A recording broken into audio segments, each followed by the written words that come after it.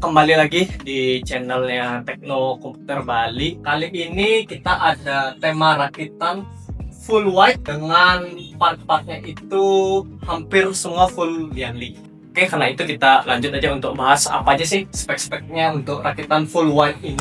Ya, untuk pertama-tama seperti biasa kita bahas untuk CPU-nya. Nah, CPU-nya itu AMD Ryzen yang Ryzen 7 9800X3D. Sudah 8 core sama 16 thread. Untuk clock speed-nya itu up to 5,2 GHz. Untuk seri 9000 udah pasti soketnya HM5. Kebanyakan user yang menggunakan CPU ini hanya untuk kebutuhan gaming. Sebenarnya untuk workstation bisa, cuman dirancang CPU ini untuk pure gaming. Jadi kalau yang untuk yang ngejar FPS, response time itu cocok banget untuk si Ryzen 7 9800X3D ini.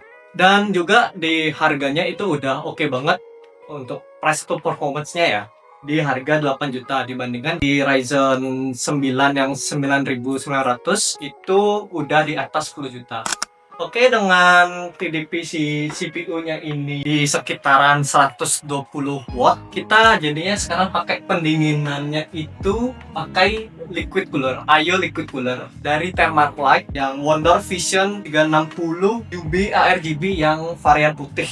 Nah, kalau secara spesifikasinya dia bisa meng-cover hingga TDP-nya di 200 lebih. Nah, dan untuk looks-nya udah pasti cakep banget dong, apalagi dengan ditambah aksesorisnya ini LED yang curve dan LED itu udah AMOLED. Jadi ini bisa nge-display untuk suhu CPU, suhu GPU-nya juga bisa disetting di softwarenya TRCC dari Thermaltake, bisa dituntut di website resminya.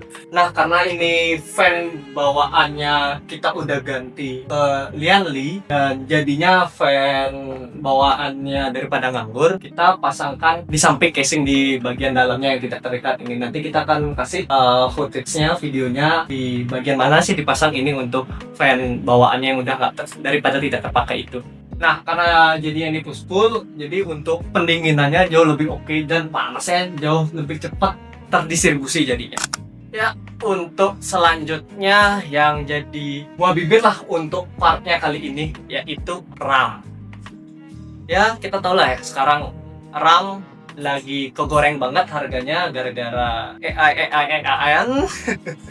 Nah, untuk RAM-nya di sini kita pakai yang Corsair Dominator Titanium yang varian white. Nah, untuk spesifikasinya di sini dia 2 keping yang 2 kali 32 GB, total jadi 64 GB di sini RAM-nya, dan speed-nya itu di 6000 mHz dan CL-nya udah 30. Nah, apalagi dengan seri yang high-end kayak gini, ini RAM-nya sudah bisa mengalahkan harga dari CPU-nya sendiri. Soalnya ini harganya sudah menyentuh 13 jutaan. Dengan harga segitu, kalian sudah bisa dapat yang CPU Ryzen 9 9950 yang X3D. Dan itu udah ada kembalian lagi 1 juta, kurang lebih 1 juta. Kapan lagi kan kalian beli RAM sama dengan kayak beli CPU. Ya, karena ini perakitannya mau full white, sudah jelas dong mau punya pakai yang white juga, yaitu ROG Strix X870A gaming Wi-Fi. Udah jelas dong pakai chipset yang tertinggi kayak tadi kita sebutkan di X870, itu udah chipset yang tertinggi dari AMD. Nah, untuk I/O port-nya ada apa aja sih?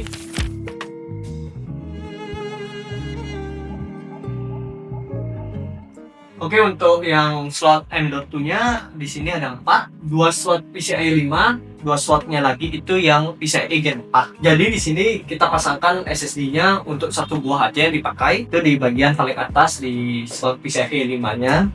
Dan tidak lupa juga untuk slot PCIe-nya ada 2 yang untuk dipasangkan ke VGA, slot PCIe 5, dan kedua yang di bawah slot yang PCIe Gen 4-nya. Nah, karena ini mobilnya juga udah seri high-end, pasti SSD-nya juga pakai yang high-end dong. Samsung 9100 Pro M.2 NVMe. Dia udah Gen 5 2 TB dan untuk speed reading-nya itu bisa sampai 15.000 MB per second. Jadi kalau kalian yang buat main game, mau itu main game berat atau ringan, udah pasti untuk loading screen-nya kenceng banget, nggak lama-lama. Dan juga buat kalian nih yang suka main game kompe kayak Valorant gitu, yang suka instalok duelist gitu, udah cocok dah ini. Kalian bisa cepet-cepetan untuk rebutan agen duelist ya. Selanjutnya kita bahas yaitu PGA-nya. PGA-nya dari Gigabyte RTX 5070 Ti. Yang pasti yang warna white dong. Karena kan rakitannya ini mau full putih. Dan tidak lupa juga untuk VRAM dari RTX 5070 Ti itu di 16GB dan udah pasti GDDR7 ya, GDDR7. Tidak lupa juga dari VGA-nya Gigabyte ini dapat holder tambahan, dan untuk resolusinya udah pasti enak sih untuk main di 2K sampai di 4K. Ya, namun dengan catatan lah ya, frame generation-nya sama DLSS 4-nya itu harus diaktifkan. Dengan udah banyak yang benchmark si 5070 Ti ini untuk jalan di natif, ya begitulah ala kadar ya. Ini dia part yang suka dianaktirikan kalau kalian ngerakit PC yang mendang-mending dengan budget terbatas, yaitu PSU, dan kebetulan di sini partnya yang enggak white. PSU-nya dari Firstpayer yang NGDP, powernya juga udah 1000 watt dengan sertifikasi 80 plus platinum, dan udah jelas dong dengan power segini udah pasti full modular. Dan di sini packagingnya lumayan unik juga, jadi ya untuk dipajang di rak rumah kalian itu keren banget sih.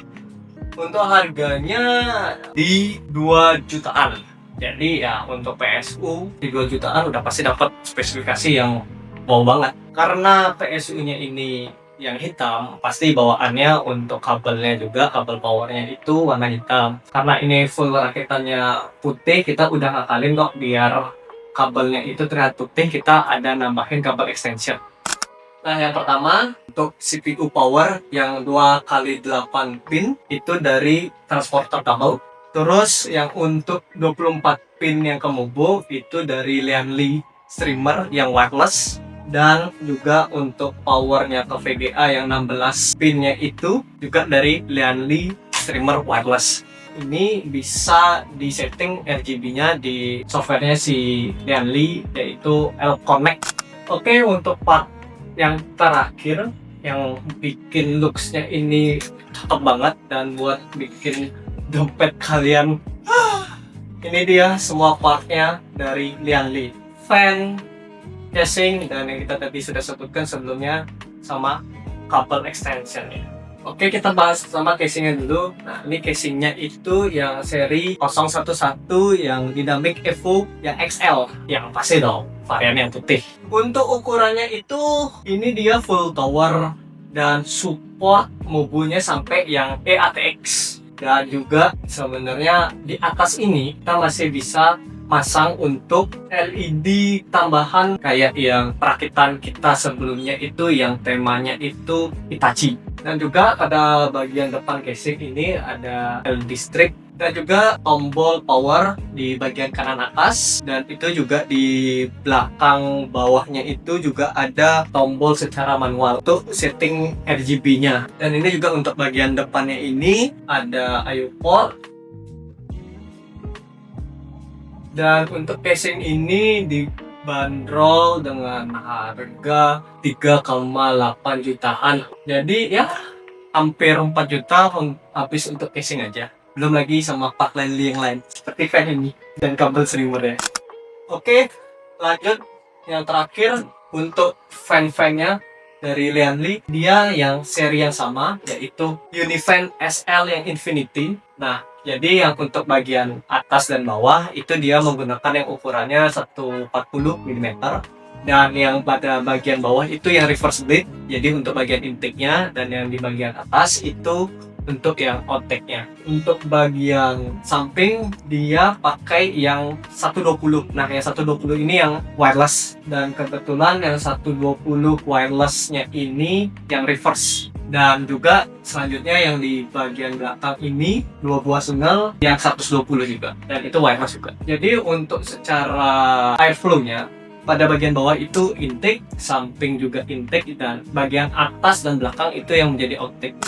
Dengan rakitan seperti ini, spek-speknya yang tadi sudah aku jelaskan itu habis di sekitaran 70 jutaan. Rakitan putih pasti emang bikin budgetnya membengkak, dan itu aja untuk part yang liandi-liandinya itu habis di 10 jutaan. Cuman kita tidak bisa pungkiri lagi, harga RAM lagi naik-naiknya, gila-gila banget naiknya, jadi pasti membengkak lah budgetnya, nggak bisa yang seperti sebelum-sebelumnya. Jadi kalau kalian yang mau rakitan seperti ini atau punya spesifikasi yang lain, kalian bisa chat kami di WA atau bisa klik link yang ada di deskripsi. Itu kalian bisa konsultasi secara gratis, atau kalian juga bisa datang ke toko kami yang beralamat di Jalan Tukat Pakerisan nomor 58 Panjer dan Besar Bali. Kita bisa juga pengiriman ke seluruh Indonesia. Oh ya, kalau kalian juga penasaran gimana perakitan kita yang sebelum-sebelumnya, kalian bisa cek juga di channel YouTube-nya kami, atau bisa juga kalian mampirin sosial media kita di @teknokomputerbali. Kita ada di Instagram, Facebook, dan TikTok juga. Oke, jangan lupa untuk like kalau kalian suka sama video ini. Bisa kita berdiskusi juga di kolom komentar, kritik, saran, atau mau nanya spek tipis-tipis mengenai tentang komputer. Oke, untuk closingan kita akan ngasih video benchmarknya. Jadi dengan budget 70 juta, spesifikasi yang kayak tadi kita udah bilang, itu bisa dapat performa seperti apa sih. Dan sampai jumpa di video selanjutnya. And bye-bye.